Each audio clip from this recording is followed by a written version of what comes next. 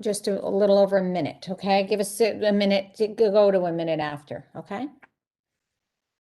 Okay, just keep in mind hot mics, so we want to stay muted until you're ready. Yep.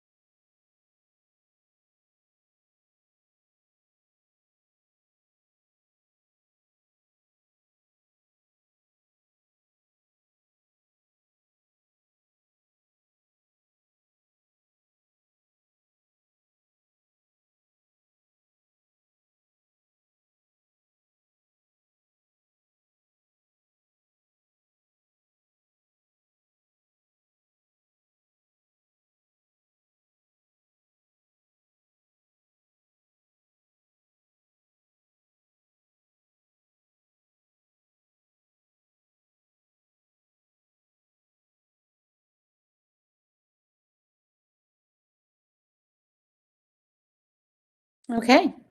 We will begin by calling the Community Planning and Economic Development Committee meeting to order. This is a 6 p.m. committee meeting, and we will start with a roll call on who is here. We'll just do it ourselves. So from the council, I see Mr. Davidoff is here, Mr. Gold is here, Mr. Winograd is here, Mr. Williams is here, and Miss Kerrigan is here. I can't see you, Miss Kerrigan, but so maybe just, can you just say you're here? I'm here. Okay, thank you. All right, so we will begin with the approval of the minutes. If there is no objection, the minutes will be approved. Is there any objection? Seeing no objection, the minutes are approved. And then we will go to Neighborhood Traffic Calming Program. Mr. Hart. Good evening, everyone. Matt Hart, Town Manager. Thank you for joining us at tonight's committee meeting on a beautiful evening. But I'm sure you just love to be here, but we certainly appreciate your time and your attention. So very excited to be able to present this initiative to you this evening. Greg Summer, our Assistant Town Engineer, is going to take the lead on the presentation following a few comments from Mr. Martin. But as the committee, as council is well aware, the town has had a complete streets policy in effect for several years now. West Hartford has certainly been a leader in the state in this regard. We have been successful in implementing various traffic calming projects around town in various locations, but this is an effort really to tie it all together in a formal program, if you will, for traffic calming. So again, very pleased that we're at this stage. I want to commend the staff, Mr. Summer in particular, for the very good work they've done in preparing our manual, which you should find the draft attached in board docs. So I'll pause there, Mayor. Perhaps recognize Mr. Martin next, and then Mr. Summer. Thank you, Mr. Hart. Over to you, Mr. Martin. Thank you, Mayor, members of the Town Council, and Manager Hart. Dwayne Martin, Acting Director of Community Development and Town Engineer. I just want to say that speeding has been an issue in many communities for a long period of time. It seems like it's a never-ending complaint for us in the police department.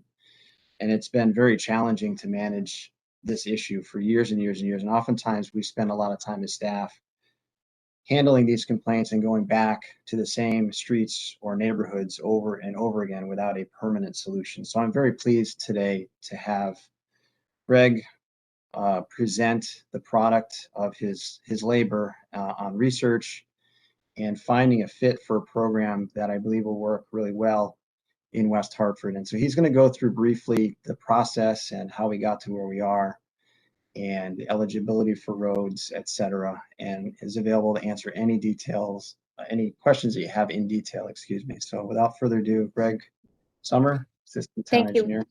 Yeah, we just are going through me. That's fine. Thank you so much, Mr. Martin. And you're so right. This is something, probably the most feedback that we get of any issue. And we are very interested in seeing very, very excited to see the pamphlet and interested in all the comments and the discussion and moving this forward. So, and again, thank you, Mr. Summer, for your incredible work on this and commitment. It's been, I don't know, at least 2 years, I think, on the project. But anyway, over to you. Great. Thank you, Madam Mayor and members of the council. Good evening. Greg Summer, Assistant Town Engineer. Just briefly want to walk you through the neighborhood traffic calming program. Explain really the focus of it is on our local streets. A lot of times to the speeding complaints that we receive, we don't always have a great answer. In the past, it's typically been police enforcement or our electronic speed signs. This program is really designed to give us a better solution for more physical measures that can be implemented on a street with a lot of neighborhood involvement. That's part of this to really encourage safer travel speeds, modify some of that driver behavior, lower the frequency, severity of crashes. So all things aimed at just overall safety to make our neighborhoods a little more desirable. We wanted to stay away from arterial and collector roadways. So you'll see in the program, we specifically excluded those. It's a little different process. Not that we wouldn't essentially, address traffic calming on our major streets, but I think it's a little bit different approach. North Main Street road diet, as an example, a much larger study and a lot more time and effort going into that, a larger change of that magnitude. So that's why we really wanted to focus on the residential streets, and you'll see that as we go through. So hopefully you've had time to maybe scroll through a little bit. I just wanted to touch on page 3. You'll see there's several traffic calming measures, basically our toolbox, if you will. There's 3 categories geared towards speed reduction, reducing traffic volumes on the street, and then also for our vulnerable users, pedestrian and bicycle safety improvements. So those are kind of the 3 major categories, different options that we might have available and present to residents depending on what their specific concerns or issues are on their street. And in Appendix A, we go through and kind of do a little more detailed. There's a 1-page write-up on each of those measures that the residents could see, get a better understanding of exactly what those mean, pros and cons, costs, potential impacts to their roadway. So a lot of good information there. Further down on page 3, we get into eligibility. And again, we aren't sure how this program could evolve. We wanted to be careful and kind of keep the scale manageable at first. So these measures are a little bit restricted. That's kind of intentional, and they could certainly be relaxed in the future to accommodate additional streets. But we wanted to take out state highways. Obviously, we don't have jurisdiction there. As I mentioned, arterials and collectors, kind of a different process, larger roadway network and greater impacts. So we wanted to handle that, kind of separately. Roadways with emergency access, transit routes. We wanted to, those aren't necessarily appropriate for neighborhood traffic calming streets. Also, short streets or streets with cul-de-sacs, dead ends. Really, there shouldn't be a need for traffic calming. Drivers simply wouldn't have a chance to get up to speed or really abuse the speed limit on a short block between 2 stop signs, and same for a cul-de-sac or dead end. There's really no outlet, so it's primarily the residents that we feel can kind of self-manage and shouldn't be abusing their own street. So we excluded that. Also looked at like horizontal geometry or steep grades, if it's just not necessarily safe to introduce these physical measures from that standpoint. And then we also excluded, if they're in commercial zone. We said those were areas that, we certainly want to manage the expectations of the businesses. On-street parking is probably more appropriate in some of those neighborhoods, but that's one that we can certainly evaluate on a case-by-case basis. We get into volume, and again, we're trying to look at and address the streets with the greatest need. So if there's a street that only handles 500 vehicles a day, it's pretty low. That wouldn't necessarily be something that we'd want to tackle first. And on the other end of the spectrum as well, if it's more than 3,000 vehicles, that's probably a little bit more traffic than what we'd want to do, as part of this program and start impacting or redistributing that network. Last eligibility requirement is with regards to the 85th percentile speed. We cap that at 33 miles per hour or less. And basically that's the speed at which 85% of traffic is driving at or below, generally considered to be reasonable. 33 is pretty typical for our residential streets. So again, we're trying to focus on those streets that have the greatest need. So if there's a street that has a 85th percentile speed of 36, 37 miles per hour, we obviously want to focus on that one versus one that has pretty good compliance with the speed limit and maybe they're at 32 miles per hour. And most of these eligibility requirements, we did do a lot of research, looked at other surrounding towns and communities, modeled our program off some of the information that we were able to obtain from those communities. And these eligibility requirements are pretty consistent with what other municipalities have been using. So we try not to reinvent the wheel too much here.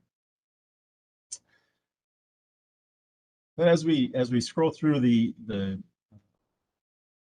program here, it's probably we can give you a quick overview of the flow chart on page 8. That might make the most sense. Kind of outline how we envision this process playing out. So obviously, a resident or a community would bring a problem, a speed concern, volume cut through issue to the engineering division's attention. We'd look at those eligibility requirements and determine if it's even eligible as part of this program. And there's also a map in Appendix B that kind of shows that graphically which streets we felt were appropriate for traffic calming. And then from there we get into the needs assessment, and this is a scoring criteria, a pretty critical piece to it basically allows us to rank and prioritize which streets should be addressed first. So we can go through that a little bit. I think that was a point of interest. It's on page 5, and there's a few different criteria that we would look at. One, the most important, obviously, being travel speed. That's the primary focus of this program.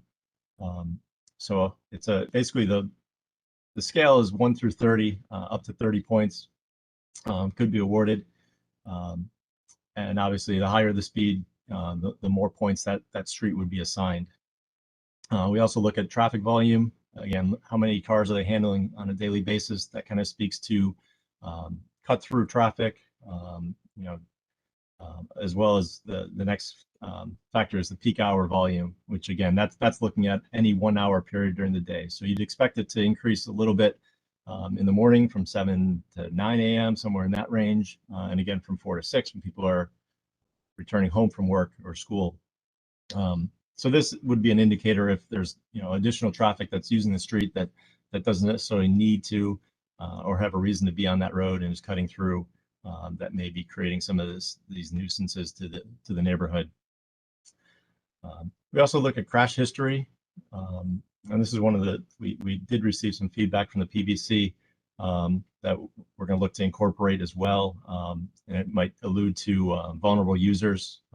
If they're involved in a crash, that might elevate some of the scoring criteria. I think that was a good comment that we'll look to incorporate.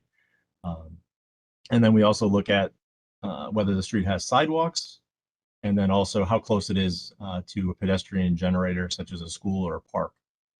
So that's basically what we'd be looking at to score and rank each roadway.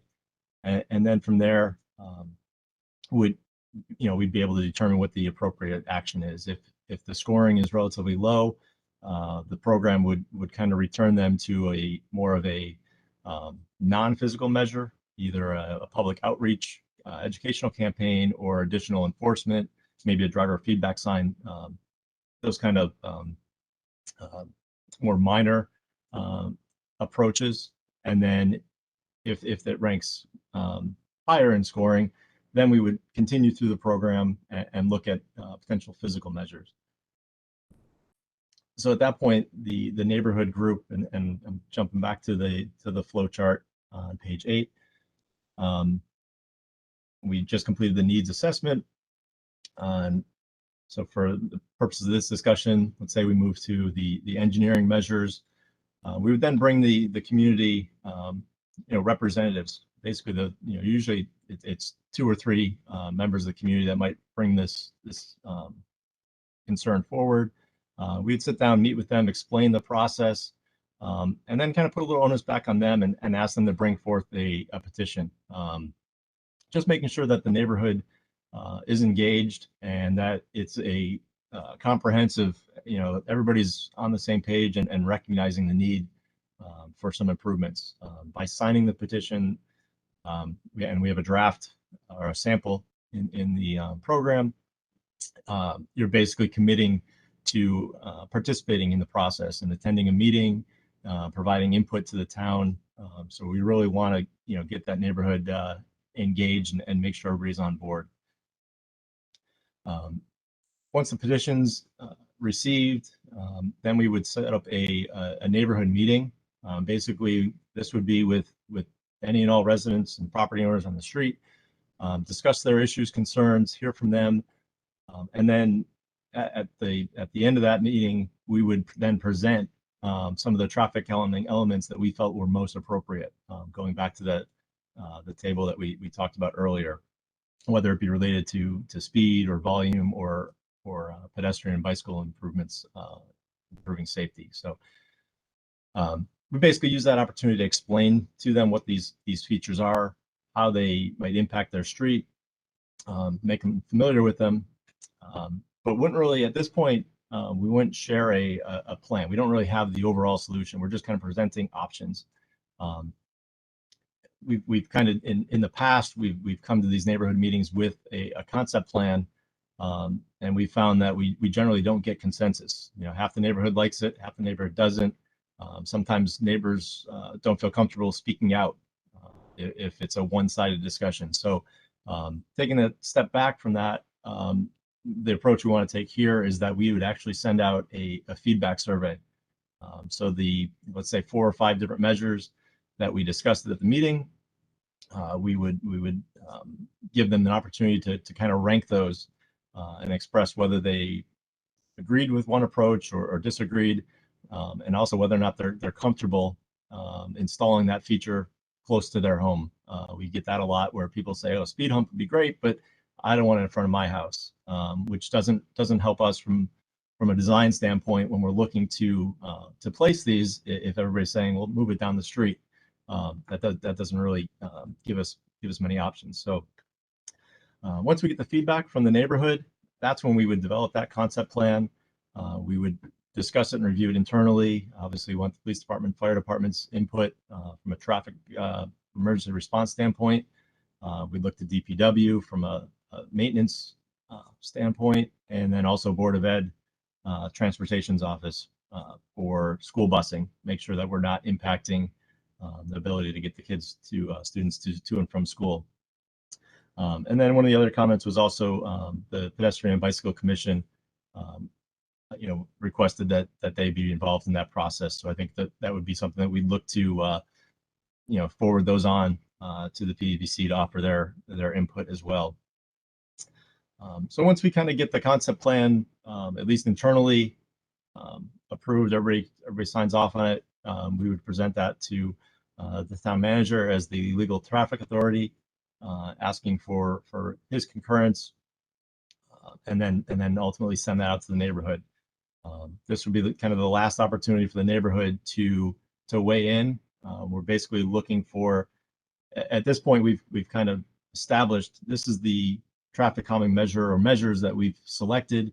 Do you like the plan, or are you not in agreement? And then based on that feedback, we would either move forward with design and construction and implementation, or we take a step back, either look at some different options or refer them to, hey, you know what, we couldn't really get a consensus. Maybe you're best off just relying on police enforcement or an electronic speed sign as a lesser measure. And then obviously, once those measures are implemented, we would have an opportunity to follow up, continue our review, make sure that we had the desired results are obtained.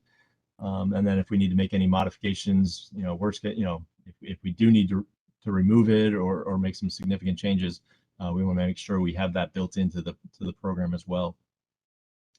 And then lastly, the program, really, we want to make sure that the council is staying informed. So we envision annual updates through the Complete Streets annual report. We would include a section specific to the neighborhood traffic calming program, including how many requests received, reviews completed, and what the outcomes were associated with each of those. And a lot of that information we intend to post on the town's website. Maintaining transparency and keeping residents informed, not only for their own neighborhood, but then also so that other neighborhoods can see, how they compare. I think that's also helpful for residents to understand. This isn't just their problem. It's shared by many neighborhoods throughout the community, and they can see maybe others have it a little bit worse than they do, and hopefully recognize we're trying to address all of these concerns in the best possible order we can. So with that, I don't know, through you, Madam Mayor, maybe back to Dwayne in case I missed anything, and then certainly open it up for any questions or comments the council has. Thank you, Mr. Summer. Much appreciated. I will go back to you, Mr. Martin, just to see if you want to add anything, and then we can open up to questions. Thank you, Madam Mayor. My internet connectivity is not good here, so I bombed out for a little bit. So hopefully I'm not saying something that Greg already discussed, but we did meet with some stakeholders beyond the Pedestrian and Bicycle Commission, including police, fire, public works, etc. And that was also part of the decision making as far as not including collectors and arterials as eligible streets for this traffic calming program. And I don't want to understate the volume of speeding complaints that we get. And we do have a number of neighborhoods that are actively engaged with us. So I just wanted to list a few of those. Hopefully I'm not repeating Greg, but Grove Street, Hillcrest Avenue, of course, the 4 Mile, Newport, Riggs Avenue area. And the list goes on. Those are just some of the ones that we are actively working with. And so we're really hoping to get this program formally off the ground and running very soon. So that's all I have to add. Thank you. Thank you, Mr. Martin. That was actually my first question, is are there already projects and communications that you're receiving from communities that are asking for assistance? And so it sounds like that's the case. So that's great. All right. Other questions? I have some more, but if there are questions from the council, Mr. Williams. Thank you, Madam Mayor. I just have 2 questions. First off, I think this is a really great program. The presentation was wonderful. So I just think it's a really thorough response to a chronically raised need, as we all well know. I just have 2 questions for you guys. The first is, with the commission, I would think that the Pedestrian Bicycle Commission would probably be on the same page of any applicants. In the sense of traffic calming, I would think that would be a natural fit. But as I understand it, the commission would be advisory to the town. In other words, they couldn't veto an application if the town conflicted with what their opinions was. That's the first question. The second one is, we have a very vibrant community that involves itself with local government, which is very, very positive in many respects. But I just want to make sure that the town would also be, as it constantly does, looking at its own thoughts to traffic calming separate and apart from what maybe residents are. So those are my two questions. Again, I think this is great, and thank you for the presentation. Thank you, Madam Mayor. Thank you, Mr. Williams. I also had the second question, your second question. So we'll go to Mr. Summer first and then Mr. Martin. Thank you, Madam Mayor. Yeah, so as far as the PVC's involvement, yeah, they would share many of the same concerns that the residents or those specific streets would have. And that was reflective of their comments. And I do want to take some time to maybe go through those in a little bit more detail after some of the questions are asked. But yeah, I think their biggest concern was making sure that the traffic calming measures that are implemented would not be detrimental to cycling. So that would be part of the review. And there's certainly ways to accommodate that and address both. Where you're reducing the speeding concern, but also still keeping the streets safe and passable for cyclists. So that would be their involvement. And then as far as the town, it sounds like there is the ability for the engineering division, the police department, even the town council, if an issue is raised, we could certainly initiate that, and that's kind of built into the flow chart or the process. If we do an independent evaluation, do that scoring criteria, and we recognize that, yeah, there's a street with a real demonstrated need, we wouldn't necessarily require that same process of getting a neighborhood organized and getting a petition. We'd still want them involved, but we would kind of advance that a little bit, recognizing there's a known safety concern that we feel is important to address. Thank you, Mr. Summer. Thank you, Mr. Williams. I don't know if Mr. Martinet, you can just wave your hand if you want to add something. So, okay. Anything further, Mr. Williams? No? Okay. All right. Any other questions? Mr. Gold.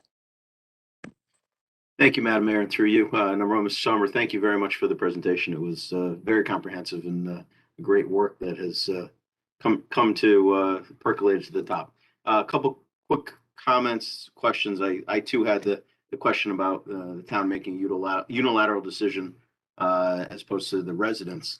Couple questions though, when you were ranking the roadways, would consideration be taken in to account for the condition of the road? Obviously we're repairing roads as we're going. Some roads after repair could need the traffic calming. Is that something that might work in parallel as we're repairing roads? That's number one. Number two, had we talked about maybe any sort of like artificial intelligence in terms of traffic monitoring, tickets and things of that nature at stoplights as other cities have?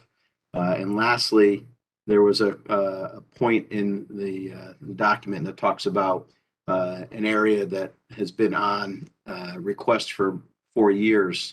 Would a reapplication have to happen after the 4 years has expired? Or is it like the Hall of Fame where you don't get back on? Very funny. All right. Thank you, Mr. Gold. We'll go to you, Mr. Summers. Sorry. Thank you, Madam Mayor. So as far as the condition of pavement, it's not something that's directly considered as part of the scoring, but obviously that's typically the time that, and it would be an ideal time to bring these to the surface.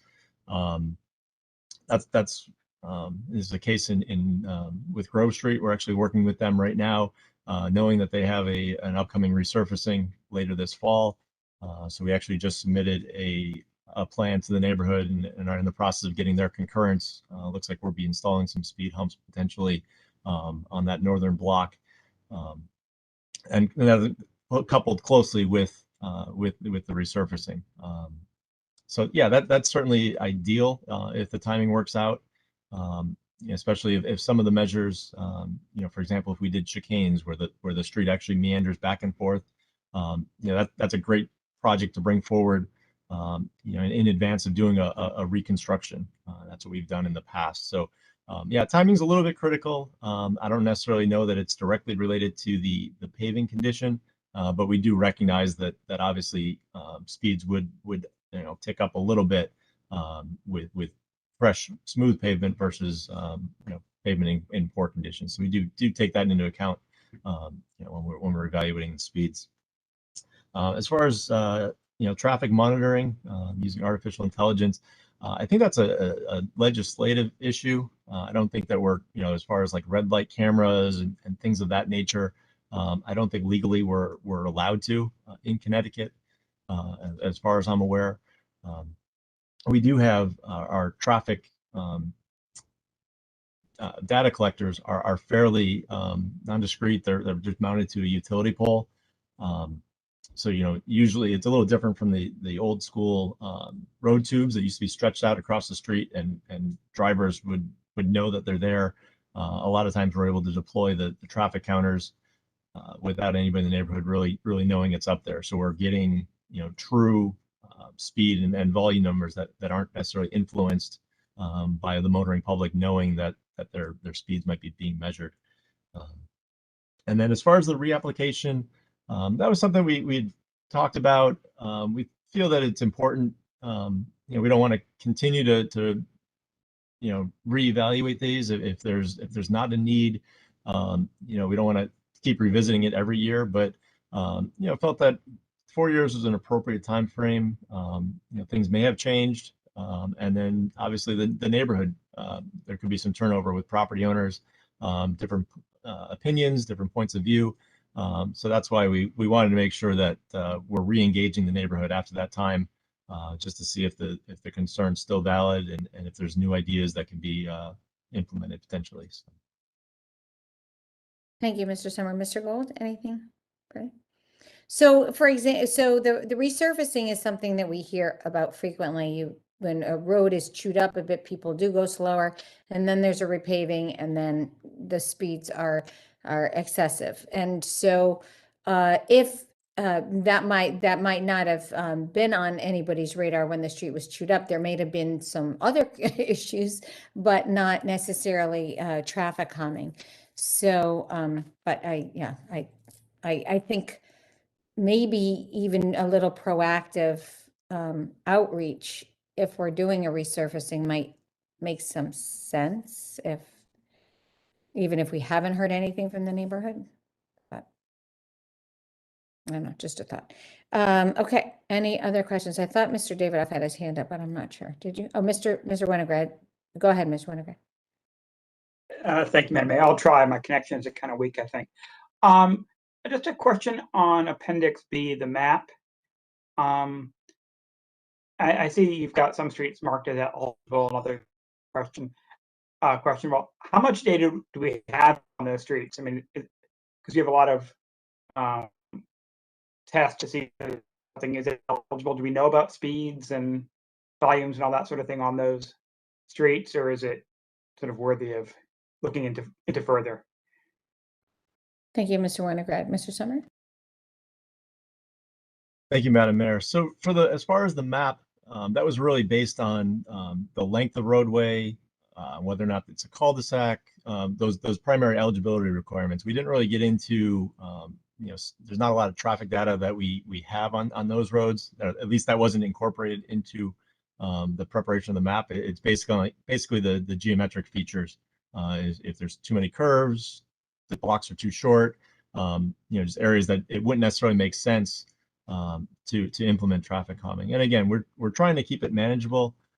We could see obviously that knowing the volume of concerns that we get regarding speeds, we see that this could be a pretty involved process, not only from the sheer number of requests we could potentially receive, but also the amount of time and effort that each one requires and deserves.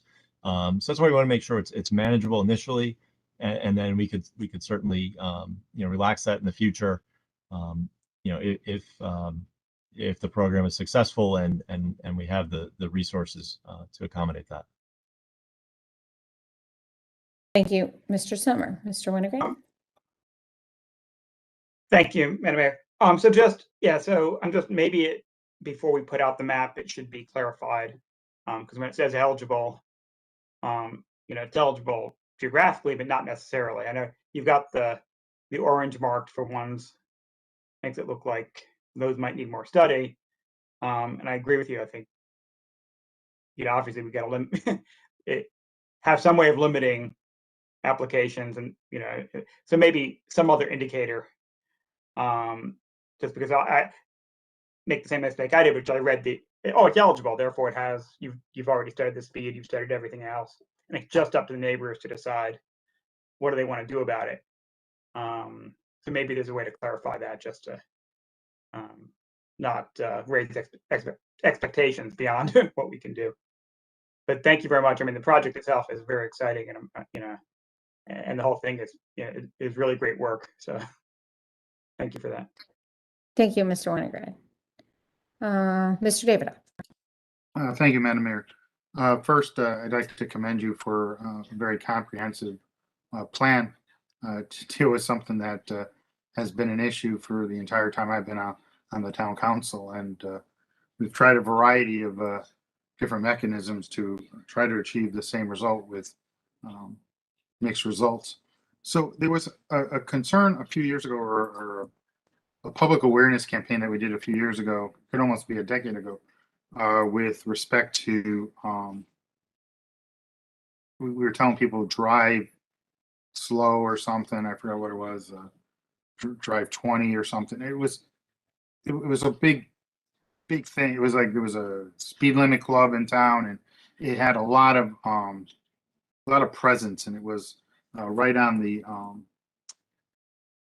the social awareness of our residents, that they knew that they were in charge of their own destiny with respect to lowering their own speed.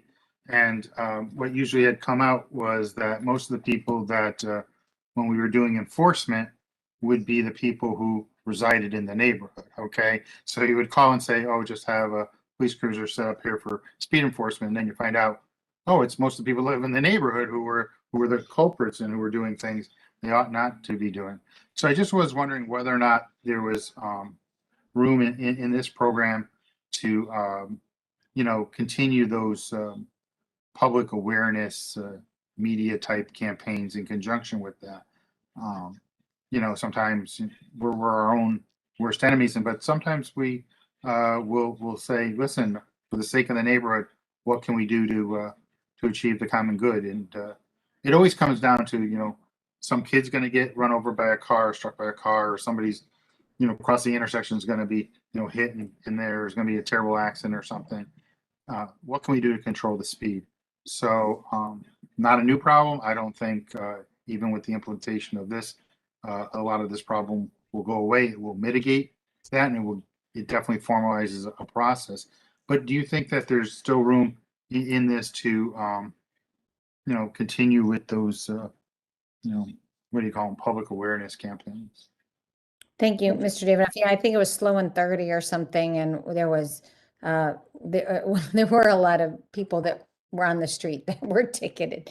But anyway, Mr. Summer. Thank you, Madam Mayor. Yeah, so of course the public education is a component of this. It's more of a non-physical measure, if you will.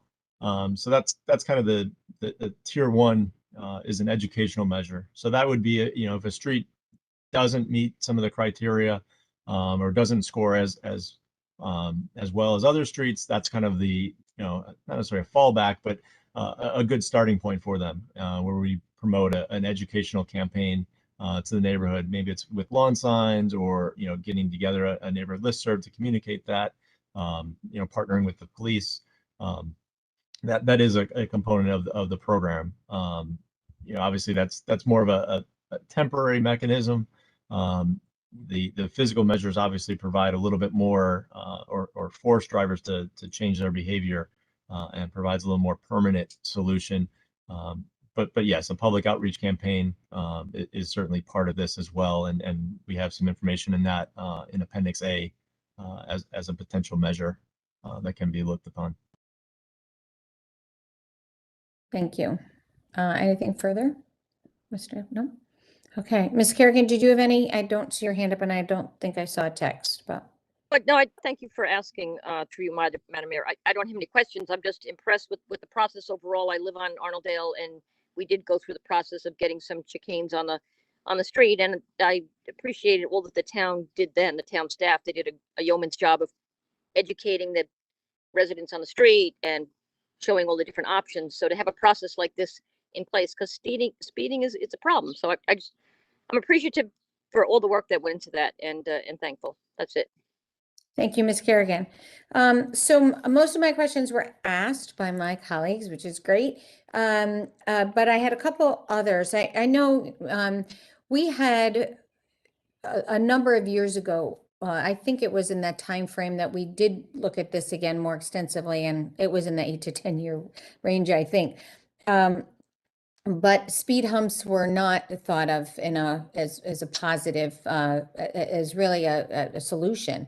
And part of that was public safety and what, I think there was wear and tear and some other issues. So I don't know the thought process. I remember Mr. Martin talking about that, and there had been sort of a switch in how that was viewed as a really a viable option. And chicanes as well. Chicanes are wonderful in some areas, but they really make bicycle travel very difficult. So I don't know if that's something too that, and then I had some questions on process, but I'll start with those. Mr. Summer, I think to you. I'll defer to Dwayne. He raised his hand first. He's got something. Sorry, Mr. Moore, I didn't hear. Say bye. Hi, Dwayne. Thank you, Madam Mayor. Dwayne Martin, Town Engineer. I guess I would sum it up to similar to the Complete Streets program. There's been a change in philosophy in how we're designing our roads, and what our focus was and what it should be has changed. And when we started the discussion, Greg and I, we recognized we need to make sure that other potentially impacted departments are aware and support this program. Otherwise, we'll be fighting ourselves. And so we started with the police and fire, the primary emergency responders. And we made sure that when we were creating the map, which shows eligible, but we'll perhaps change that term, roadways, we did not want to include ones that would affect their primary response routes. And so that's kind of where we started. And then we met with John Phillips, the Public Works Director. And John's, I don't want to misquote him, but it was something to the effect of public works should not get in the way of public safety. And so while he recognizes that if there are speed humps or other traffic calming measures, not only could those get damaged by plows, but they'll slow their operation down. And it may cause some concern with some of the operators, but looking at everything that we're trying to achieve, there's still a big benefit and a gain in doing a traffic calming program. So that being said, there's just a change of philosophy, I think. And so there was apprehension in including speed humps, but that is different now. And I'm not trying to promote speed humps. There's a right place and a wrong place. So that's all I wanted to say on that. I did have a couple other closing thoughts though. Well, I have a couple more questions before you go. Oh, okay. Sorry. Go ahead. That's okay. One was on process. So when on length of process. So when a neighborhood sort of mobilizes, they voice a concern, and then so how long would an expectation be for a neighborhood to potentially, if they did make it through the process from start to finish, how long do you think something like that would take? I'll start with Mr. Summer, I guess. Thank you, Madam Mayor. I would think it could probably, something about probably as short as 6 months, maybe. But there is a lot of back and forth and neighborhood involvement. We want to hear from the residents and get their input.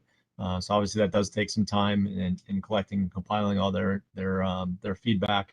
But I think that's probably a reasonable goal.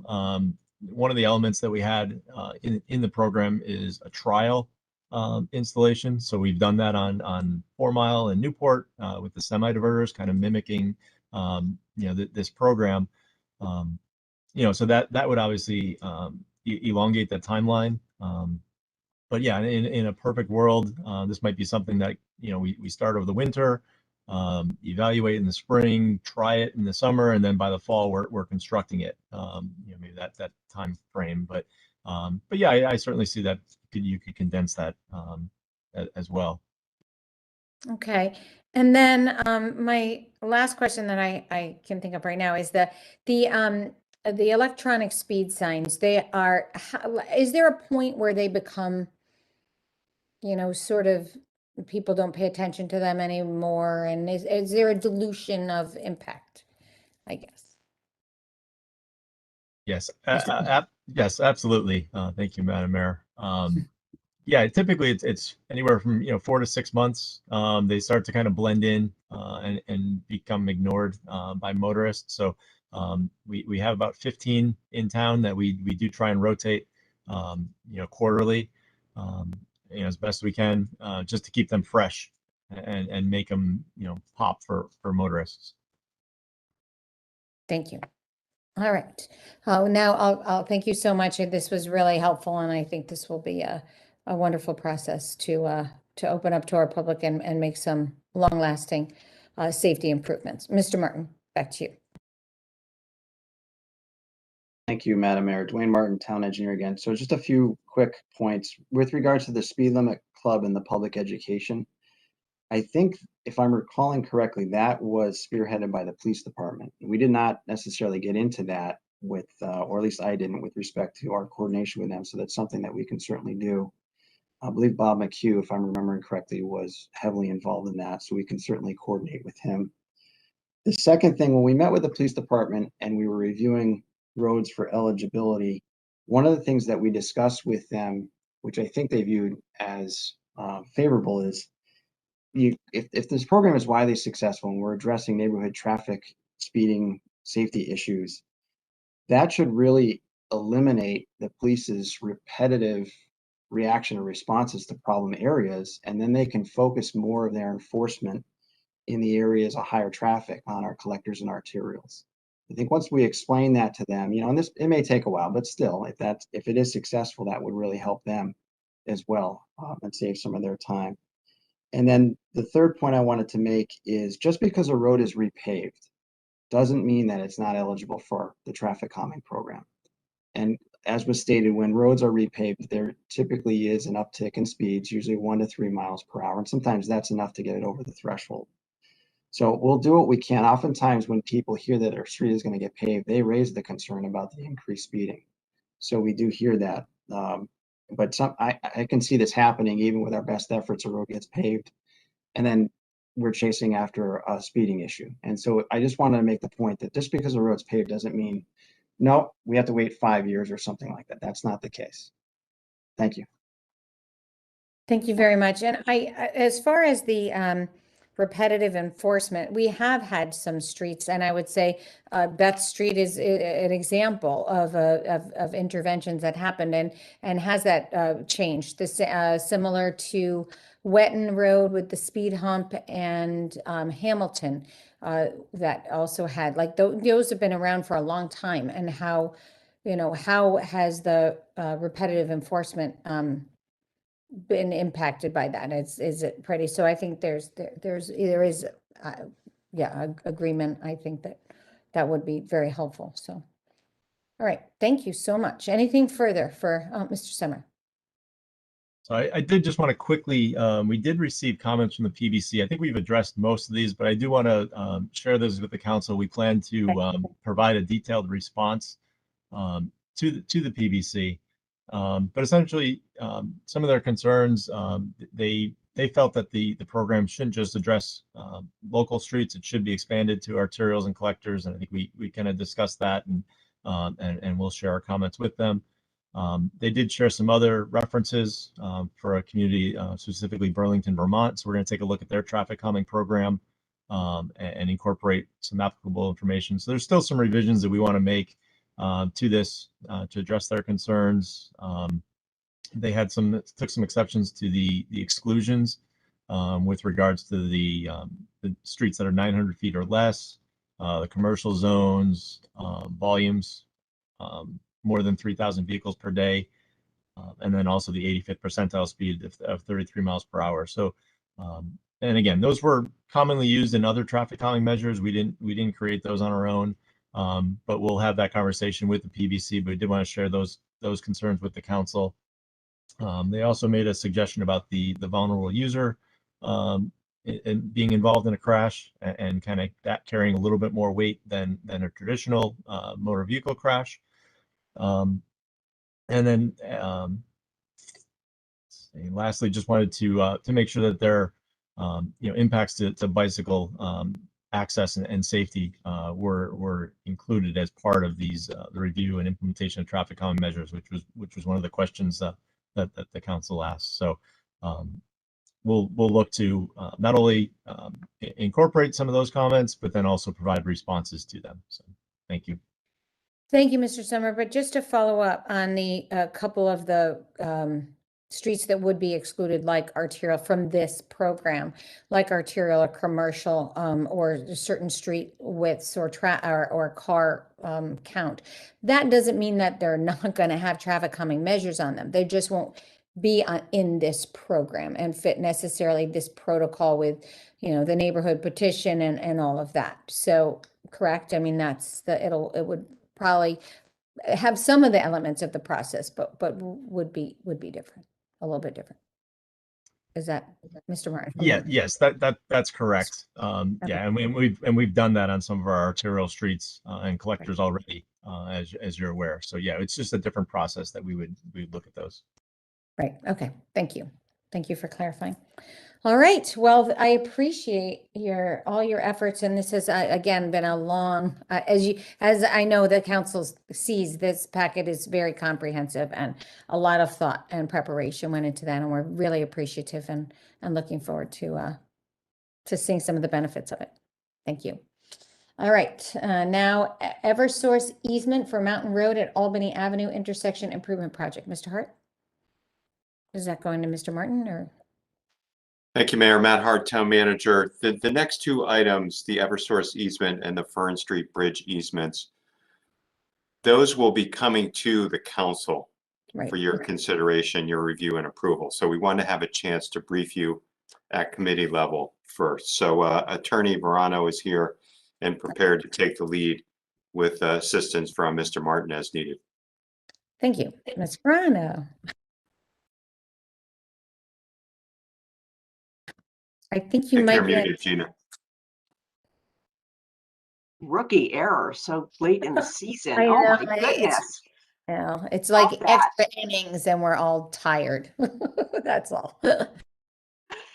Good evening, Madam Mayor and council members. So I can make just a short review of item C, which is the Eversource easement for Mountain Road at Albany Avenue intersection. That's actually something that we're facilitating. We're working with, or Dwayne is working with the condominium association there to get an easement in favor of Eversource. Part of the project is a relocation of a telephone pole, and it needs to be relocated to the condominium association's property. So we're actually just facilitating the easement from the condominium association to Eversource. It won't necessarily require town council approval because the easement's not in favor of the municipality, but it is part of a larger project which is on engineering's list. And I don't know if through you, Madam Mayor, whether Dwayne is going to give a brief summary of the project. Thank you, Ms. Verano. Maybe Mr. Martin, do you want to give a brief overview of the project? Thank you, Madam Mayor. Dwayne Martin, Town Engineer again. Greg Summer is the lead designer on behalf of the engineering division, so he has all the nitty-gritty details. But essentially, we're working our way through the final design process. This easement is a piece of that. It did stall us a little bit, as did the DOT, unfortunately, because of the pandemic and some of the other responses that we're waiting for them. Because as you know, Albany Highway operate that Tradman Road.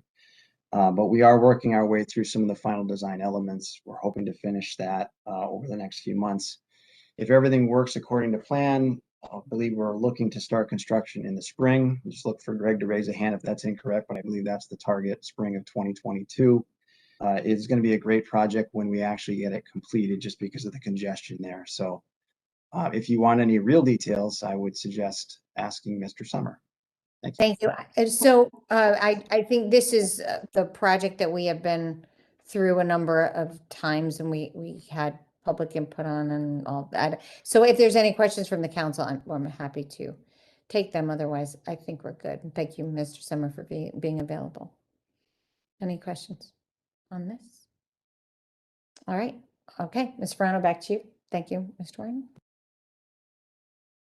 Madam Mayor, so we're on the Fern Street Bridge easements, and again, this is a larger engineering project with respect to Fern Street Bridge. It requires the town to obtain 3 easements over 3 properties. 2 are residential, 1 is the American School for the Deaf. The easements will involve a temporary construction easement and a permanent easement. So the temporary will be just for the work itself, and the permanent easement will be access over the properties for inspection, maintenance, repair, and replacement in the future. My expectation is that I'll have those easements drafted and that they'll be on the next council agenda to receive and refer to TPC, but they're fairly standard constructions easements, again, just temporary, permanent over 3 parcels of property near the Fern Street Bridge. Thank you, Attorney Ferrano. So we will receive them and then refer, and we won't vote on them until the following council meeting, correct? I think that's correct. Yeah. Okay, any questions on that? Mr. Gold?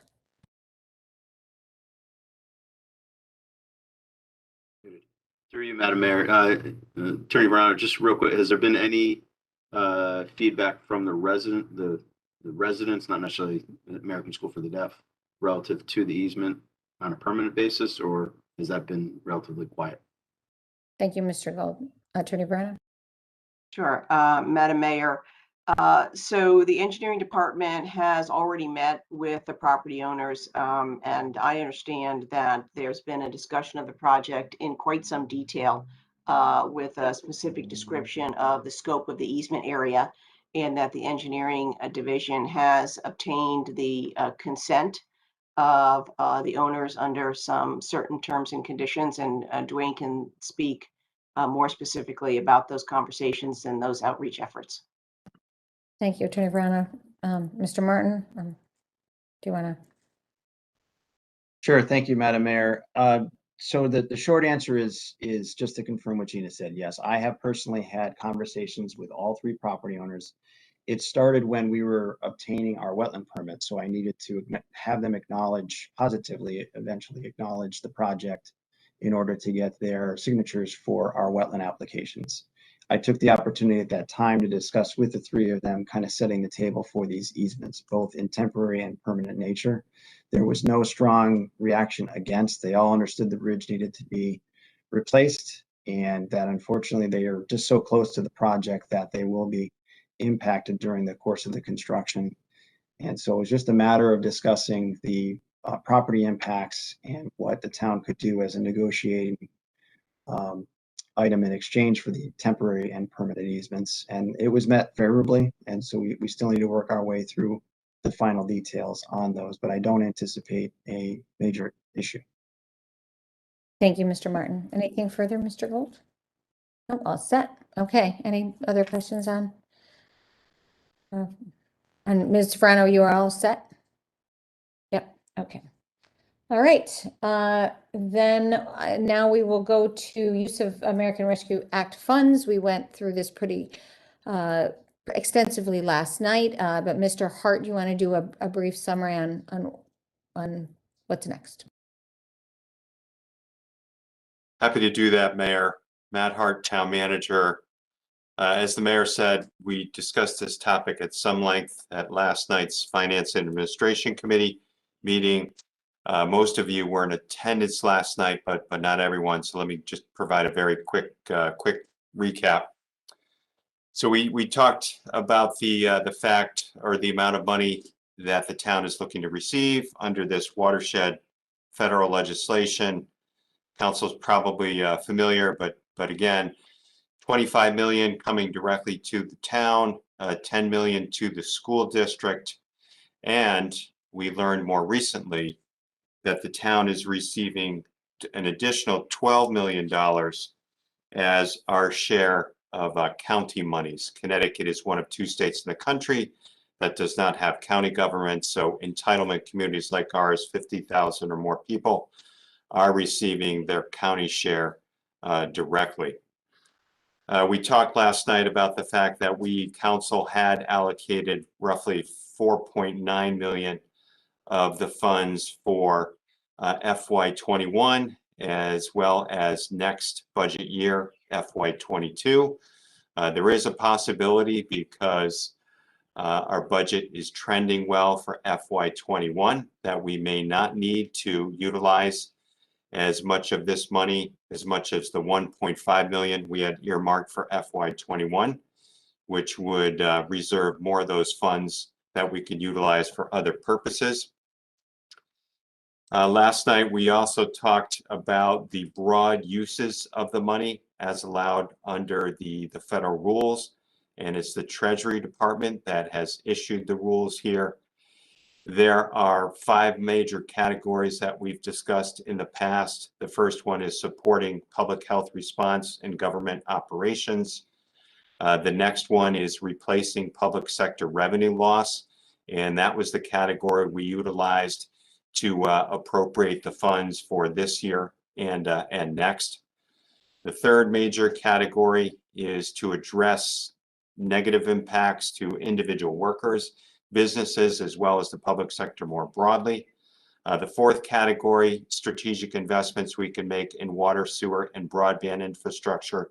That does include stormwater and drainage projects, very important for West Hartford, as you know.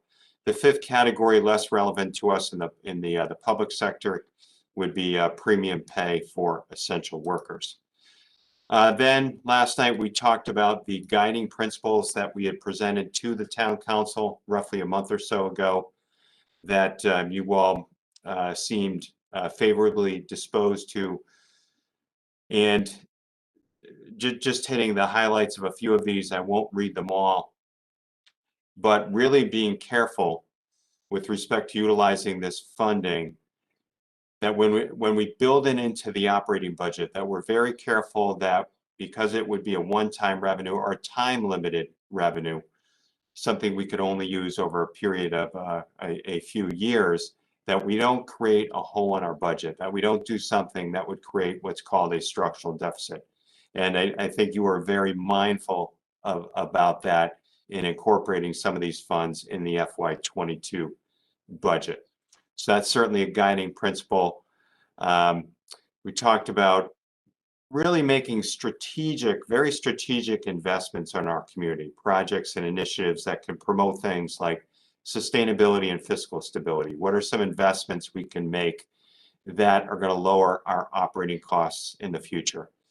Of particular relevance for this committee, we also discussed projects that would promote economic vitality, including arts and culture. For example, what are some key investments we can make downtown, in town center, and in other commercial areas in town to help bring in additional foot traffic, to help promote livability in those sectors? A couple specific ideas would be upgrading the street infrastructure so that we could facilitate public events by closing off our streets more easily, providing additional public restroom capacity, increasing the width of the sidewalk so that we could facilitate outdoor dining, those types of things, are particularly relevant to this committee. Technology, bringing more technology to our public spaces, our town parks, our streets, our pocket parks, etc., and projects to promote our quality of life more generally. So I have asked staff across the organization to prepare proposals for initially my consideration. They were due earlier this week. I am reviewing them now, and we are going to prepare a package of staff proposals for the council to consider. We will plan to present those to you next month. I believe the mayor would like the council to review those as a committee of the whole. So that would just be one portion of the one potential use of the funds. Some proposals coming from staff that would be consistent with the guiding principles I just discussed. And then I envision that you would also entertain suggestions from the community at large, in particular the nonprofit sector. we would suggest that we go through something of a public education campaign so that you can actually connect with the community, get their good ideas, almost entertain a proposal process, if you will, so that you can review and vet all of those and make key decisions. And we could do that through town hall meetings, through community survey, any number of options there. And importantly, the town council, you will be responsible for approving any and all allocations of these monies. And we have until the end of calendar year 2024 for you to make the allocations. We do not need to have spent all the money by then, but we need to have a good plan that you have approved and adopted. I'll pause there, Mayor. I'm sure you've got some comments you'd like to add of particular relevance to this committee, and then we can take any questions. Thank you, Matt. That was a good summary of where we are. And it is going to be exciting to open these ideas to the public, but also we're going to receive a lot of interesting feedback, I'm sure. But all you need is a couple really good ideas to have a real spark. I'm envisioning the fall as being that public input timeframe, where we would, I think, do a combination of town meeting surveys and maybe even a couple webinars, would be helpful to have feedback on, and people can put comments in the comment box and all that. People are so used to that, and it's really helpful, I think, for many people with the work schedules, et cetera. So, but I would say probably what I'd like to do maybe over the summer is to come up with a calendar of how this would lay out and for that public outreach. Okay, so that's where I am. Any other comments or questions on the ARPA funds? And we are still going to webinars and asking questions, still getting information on guidance that we haven't, there's still some questions that are unanswered and not clear. And I was on a webinar, and actually Mayor Bronin asked a question about economic development on rehabilitation of blight, and there was confusion on whether that would be allowed. So anyway. All right. Okay, so then we go to staff reports. And I'm not sure, there's a lot going on in town. So a lot of people are saying they're bobbing and weaving through the streets. So we'll go to, I'm not sure, I guess to Mr. Martin. I don't know whether to go Mr. Martin or Mr. Summers, but. I will take it, Madam Mayor. And yes, we are in that time of year. Yes. Seeing a lot of orange for our construction sites. So what I'm going to do is I'm going to go through quickly, try to go through quickly anyway. I'll start with a lot of the engineering projects that are ongoing, and then I'll pause, and then I'll go to some of the utility projects. So just bear with me as I go through this. And these town projects are in no particular order. So North Main Street Bridge, as you know, this has been under construction for a while. We were told at one point that they were going to finish by the end of June. I've received an update recently that that is not going to happen, unfortunately. They've run into a little bit of an issue. There's been some complaints for people that live nearby. They're kind of getting sick of the construction, but it is still ongoing. They're working underneath the bridge, so you don't see a lot of what's going on. The struggle is they need to put in blocks in the water course, which will help protect the bridge structure from erosion from the flow of water. And they're running into issues because they were not able to do the setting of those blocks using machines. So it's basically being brought in by hand and placed in the location that it needs to go. So they're running into issues with the sheer labor involved in that, and then also handling water. So our construction inspector is working with them on solutions. I don't have an updated schedule yet. I don't think we're talking months. I'm hoping we're just delayed by maybe a month, because I know this triggers the North Main Street road diet. And so we're doing what we can to get that finished. It is also possible that we're able to commence the road diet trial without having the bridge completely done, in that as long as the travel lanes are open, we can go forward with the trial. And so I will have an update on the schedule provided as soon as I can. With respect to the road diet trial, that is still planned, and we are procuring materials and working with Public Works as far as the needed signage, traffic signal modifications, some of the camera installations that are needed for observations, and then also our pavement marking contractor. All of that needs to be done as part of the layout or the deployment of the road diet. And so that's all being procured and organized and scheduled with Public Works. And that works. We're despite the bridge construction potential delay, we are moving forward with the planning of that. A lot of it can be installed and then just kind of covered up like the signs and traffic signals. But that is all in the works, and no issues there as far as scheduling goes. The next one is the Brayburn Culvert. This has been discussed for quite a while. This project has stalled, unfortunately, for many months. I know the neighborhood is not happy. Just to review quickly, Brayburn Culvert, which is near the Brayburn School, is in need of rehabilitation. And when the contractor started the project a few months in, they reported that what was proposed for the rehabilitation design would not work, and it required a redesign during the construction project. So it stalled for a few months while that redesign was completed. And then we entered into a negotiation over the cost to do that modification of the design. And that's where the project really came to a screeching halt. And so unfortunately, the project stalled and there was material and equipment sitting on the site. And we've had many meetings and discussions, and we're working with the contractor now on a contract amendment. And so our Corporation Counsel office and an attorney for the construction company are working on the details, but we have agreed in principle to a contract amendment verbally. And so I'm hoping that that gets resolved very soon, and then we can get this project back up and running again.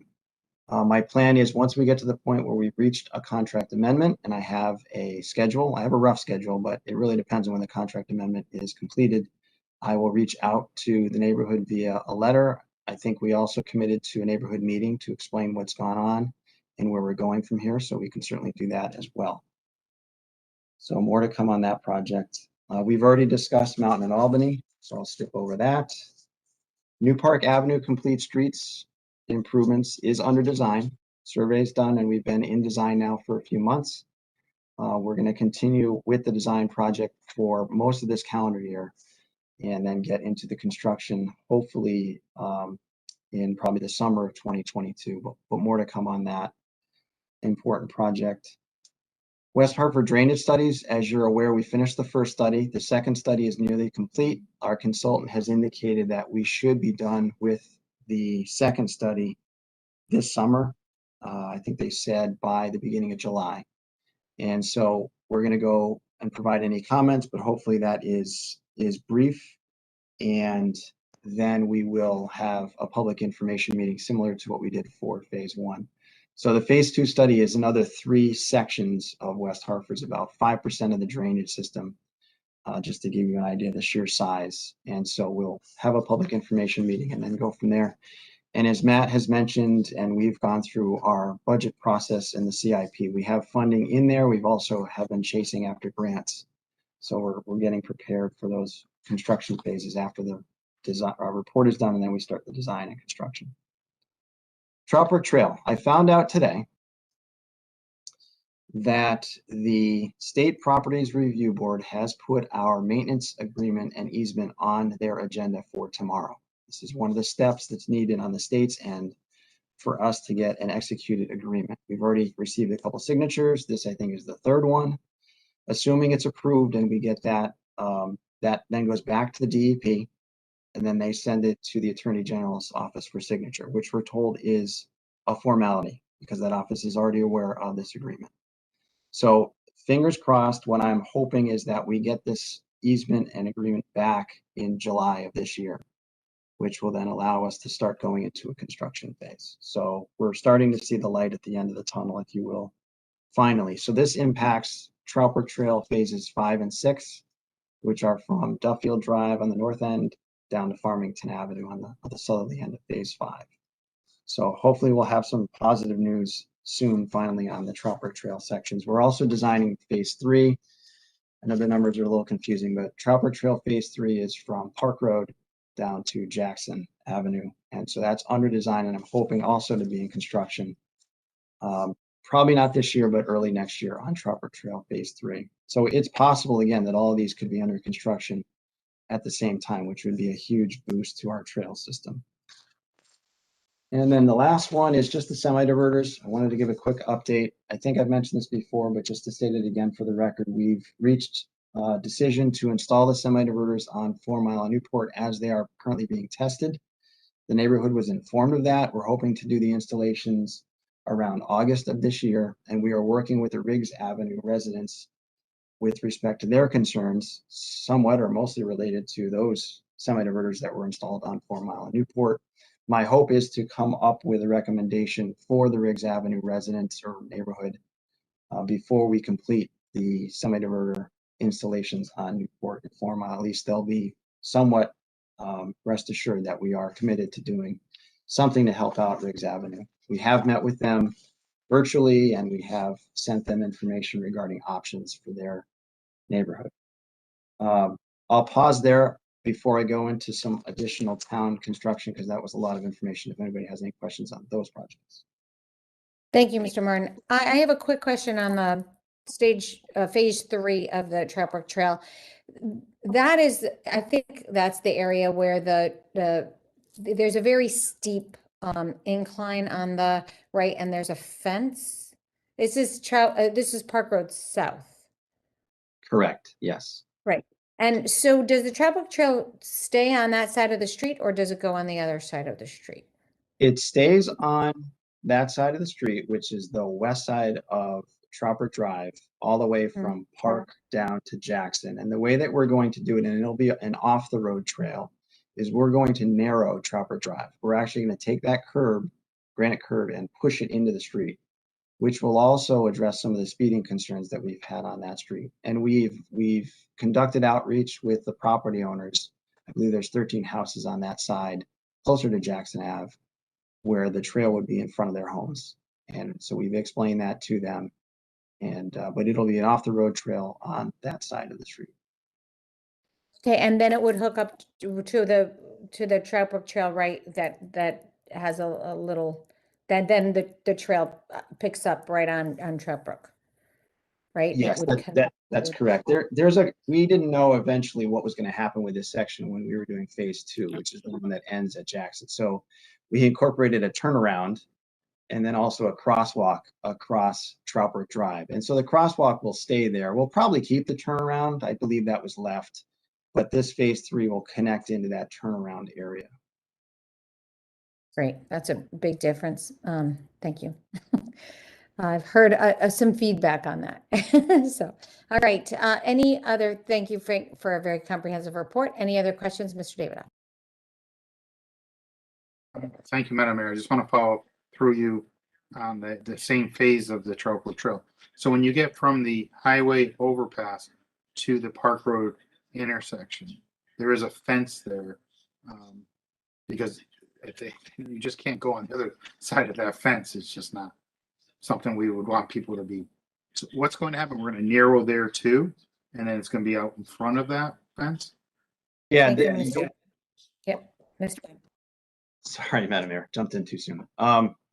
Yeah, I believe the fence might get slightly modified near the intersection, but for the most part, that chain link fence stays.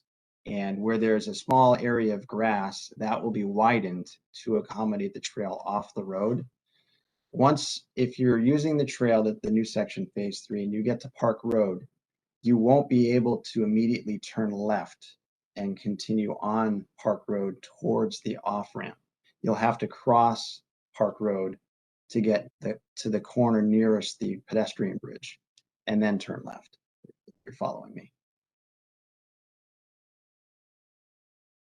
Okay, thank you, Mr. Martin. Mr. David? Okay, all right. Any other questions for Dwayne? Okay, I don't see any. Thank you so much. I know there's a lot to manage right now. This is definitely busy, well, you have always busy seasons, but this one's really busy. All right. Mr. Hart, we have planning next, but I don't know. I don't see Todd, so. Mayor Matt Hart, Town Manager. Mr. Martin has more, and actually he will Sorry take about lead. That's okay. He wanted to pause because he has so much detail this evening. Sorry. He's also gonna cover planning and building inspection, and then I will have just a very short update at the end. Okay, great. Thank you, Mr. Martin. Back to you. Thank you, Madam Mayor. Okay, continuing on. So this is now what I'm going to get into is some of the upcoming road work that we have, some of which is underway, some of which is coming. So we have a handful of reconstruction projects that are ongoing, and they are as follows: Owings and Cornell Road, which are off of Tunxus and Sedgwick. So those are close to being paved. Paving is scheduled for this Friday. After that, we have Fenbrook Road, which curbing and sidewalk work is done. We're getting ready to excavate the pavement in preparation for paving there. Same thing on Princeton Street. And then now we also have Ridgewood Road started. So we have a handful of roads that are in some stage of reconstruction. And then after Ridgewood Road, we also have Arapahoe Road and Walbridge Road. Walbridge Road from Farmington to Fern Street. It's a pretty long street. So 7 roadway reconstructions this year. Beyond that, we have our second round of milling and paving. So I just want to go through the list real quick. And the milling is planned to start around June 29th. And the paving of the streets that I'm going to list off should be completed around August 6th. So it's several weeks worth of work. So going quickly here, we have these roads will all be milled and paved. Lowell Road, Warrenton Avenue, and Fairview Street. Those all are right next to each other, close to the Hartford line. Pheasant Chase, Fawnbrook, and Quail Hollow, which are in a neighborhood together. Farmstead Lane and Overhill Road, which are also in the same neighborhood. Mohegan Drive from Albany Ave up to Lyman.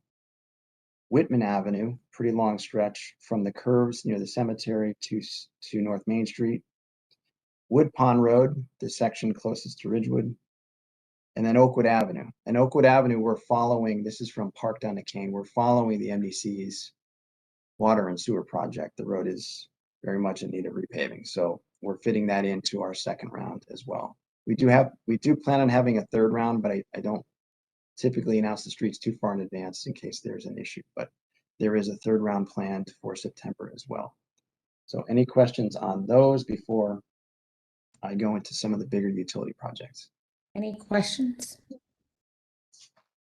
All right, hearing and seeing none, go ahead. Okay, so we're all familiar with the Farmington Avenue water main project that the NDC is doing in the center. There's still quite a bit of work left, but they're going to complete this project hopefully by the end of this summer. They're currently working in the Raymond Road area, Tropic Drive area, and obviously they still have water service connections and a lot of restoration work. So that is ongoing.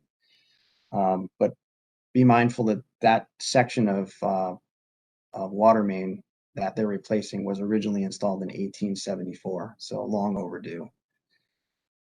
Next project is Oakwood Avenue, which I just mentioned, water and sewer. So there's also work that the MDC is doing south of Kane Street. The town is not going to mill and pave that section, but the MDC is responsible for repaving their work areas.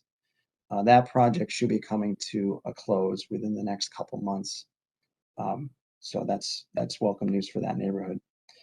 Hillcrest Avenue area has been under construction for quite some time. This is another MDC project tied in with their big tunnel project. We met with the contractor that's doing the work, and we are planning on working with them to get all of Hillcrest Avenue repaved from New Britain Avenue to Abbotsford. So that will be repaved at probably within the next couple months, mostly done by the MDC contractor, but it left a couple little pieces. So we are including that in the project. And then also Stevens Street, which ties off of Hillcrest Avenue down there, will be repaved. There's also significant curbing and sidewalk work that's underway in advance of that repaving project by the MDC. Webster Hill area water mains, another MDC project. They're replacing several water mains. I think there's 8 streets in town that they're replacing. They're hopeful to finish that project before the end of this year. They've made really good progress and it continues on. 4 Mile Road is under construction right now. Their MEC is also installing a water main replacement from Farmington to Boulevard. So that kind of ties in with the semi-diverter work and the repaving that we are looking to do on that street. Penn Drive is another water main replacement. So there's a theme here. The MDC is doing a lot of water main projects in town. And then the next big one that they have coming is on New Park Avenue. So on New Park Avenue, they're looking to replace the water main from Prospect Avenue down to Talcott Road. It's a pretty long stretch. That's going to be done in advance of our Complete Streets project, which has some of that area in there. We're also going to follow their work with repaving in the next year or two, because New Park Ave needs it in several areas. And that's the end of my engineering division report. Thank you. I'm sorry about that. So again, really, really busy. And I'm wondering, I'm on the town webpage, if there is a way to get updates. It just lists these are going to be done in July, but it doesn't list any progress on any of the streets. And so I'm just wondering if that's something, it's an aspirational goal. If we could do that. I know other communities that you get alerts and this is happening, and it's kind of on the feed system. I do know Renee will do a big blast email if for some particular construction, but it's not the information that's kind of local to people. So I don't know if that's something that we can work towards. Any questions or comments for engineering? Mr. Hart. Thank you, Mayor. Matt Hart, Town Manager. We'll take your suggestion under advisement. I'll debrief with staff and follow up. Thank you. I can show you some examples that I get actually. Yeah, I don't know if it's something. Mr. Gold. Yeah, I just threw you into to continue on that thought. If you click the Facebook page, maybe there's a flash that you could pump out on the social media side of it rather than people looking for the website. People seem to be on Facebook and Instagram and that area too, just as quick updates. Right. And I think rather than going in and getting the information coming to you sometimes is also really helpful. All right. Okay. Back to you, Mr. Martin. Thank you, Madam Mayor. Okay, so now what I'm going to do is pinch hit for Todd DeMay, our town planner, and go into some of the planning division updates.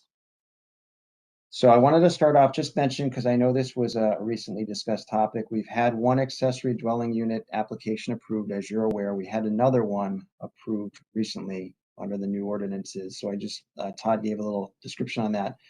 So the application was for an in-law style unit, which was attached to a home and is approximately 400 square feet. So I just wanted to mention that for the record.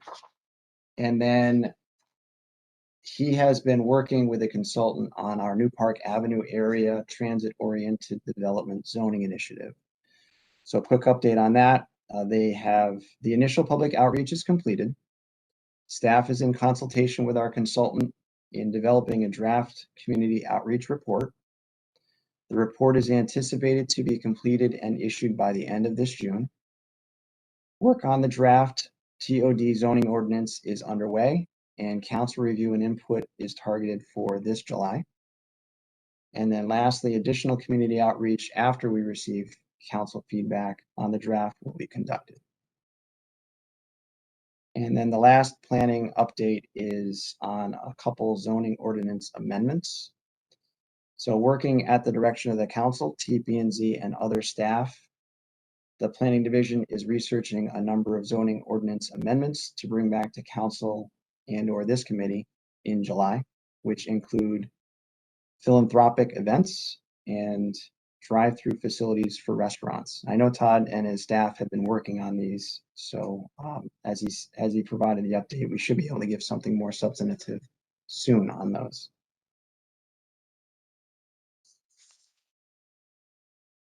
Any questions on the planning update? Okay, thank you. Are there any questions for Mr. Martin on the planning component?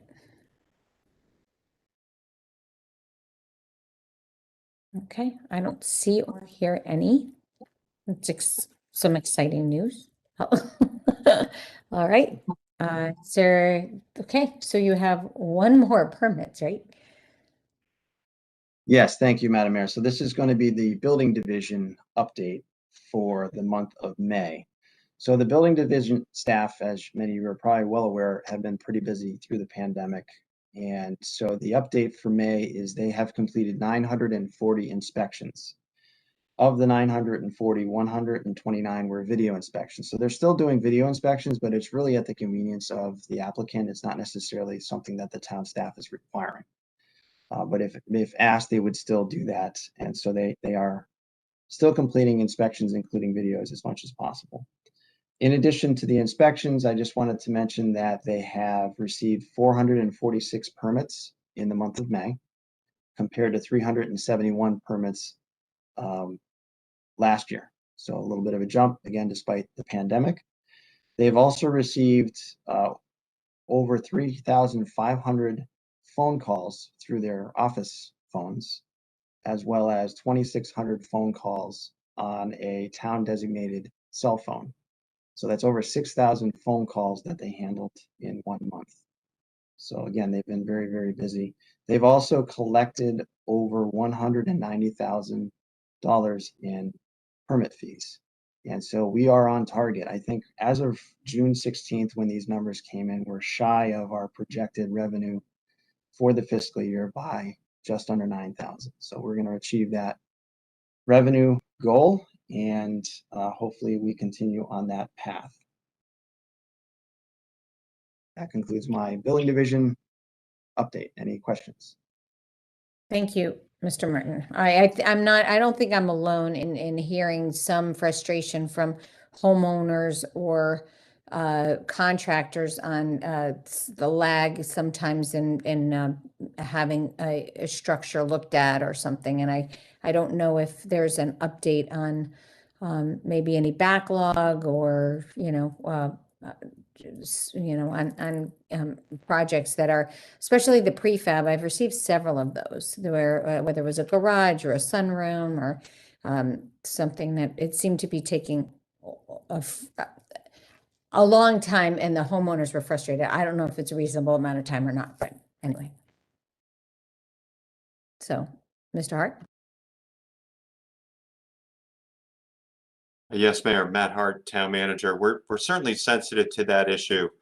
Mr. Martin, perhaps you can elaborate on our plans to increase temporary staffing in the office to assist with intake and inputting the applications. That's where a lot of the backlog seems to be right now. Not so much conducting the actual inspections themselves, but entering them into the system. We are also making progress with the City View software update that you funded during the past year, but we're still several months away from completing that project. Once that is done, that will assist and improve our efficiency, effectiveness on the input side as well.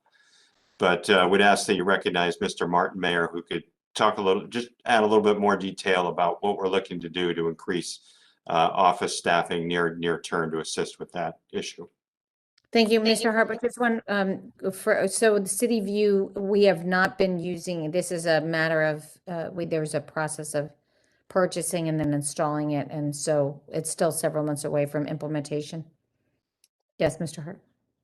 Matt Hart, Town Manager. We have City View, the software in place now, but it's an older generation. So the upgrade, it's been a pretty extensive project. We've made good progress, but it's still some months away from full implementation. We're expecting this fall. Okay, thank you. Mr. Martin. Thank you, Madam Mayor. Dwayne Martin, Town Engineer again. So it's difficult at times to predict the volume of work that comes in, and obviously dealing with staff and some of the issues that come with ailments and other time off. but they do the best they can with what they have. And there have been times where we get these spikes and staff will work additional hours in an effort, including the building official will come in to assist in pushing these through to try and reduce the time. I think an adequate goal is within 1 to 2 weeks turnaround time, but again, it's hard to predict. And so we do run into these issues from time to time. So the thought moving forward is to bring on a part-time staff assistant to help with the processing of these permit applications and some of the other activities in the office as needed to get us to the point where the upgrade to City View is up and running. We envision there'll be a little bit of a learning curve with contractors and residents and even staff using the City View upgrade. It's just a process that we'll have to learn, but we'll get through that, of course. And once City View is up and running, we envision that the process time, as far as the staff's involvement, should be reduced. So it'll help process things faster, schedule appointments faster, and then take less time of the building inspectors handling some of the inputs like the building official, as I mentioned, and then they can focus their efforts on inspections and other activities of the office. I did talk to the building official, Tim McClochie, today. He's actively recruiting a part-time staff assistant. He has an interview, I believe, tomorrow. So fingers crossed that we can get a new staff person in to help push some of these things through quickly. And then I am very optimistic about the City View upgrade. Keep in mind, it's not just the building division, it's also engineering and planning. And oftentimes, more so building and planning, the applications are intertwined as far as the approvals go. So fingers crossed. Thank you. Great. Thank you. All right. Okay. Anything further? Mr. Davidoff.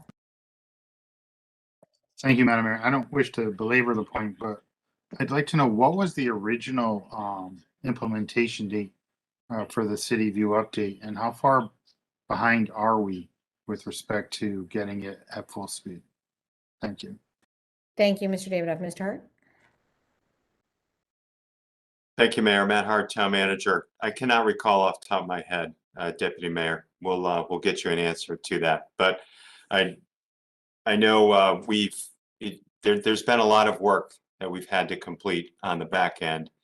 And we're looking to add some additional applications, as Mr. Martin talked about, with the Planning and Zoning Division in particular, and engineering as well. So at the end of the day, we think we're going to see a very significant return on our investment, but it is taking some time longer than what we had originally anticipated. Thank you, Mr. Hart. So I'll get you a definitive answer on that, and I'll email the committee and the council. Thank you.